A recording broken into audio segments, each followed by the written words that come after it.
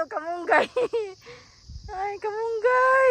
Ta diri guys kay nay mas daghan ang kamunggay diri. Hala duha ka vinyl house ang kamunggay diri ay guys.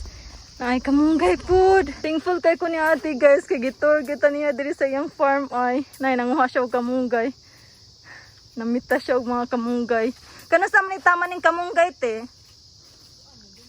November. Tama na po din sa November guys. Kaya di man daw mabuhi ni basta winter. Maskin pag naka-vinyl house, di daw mabuhi.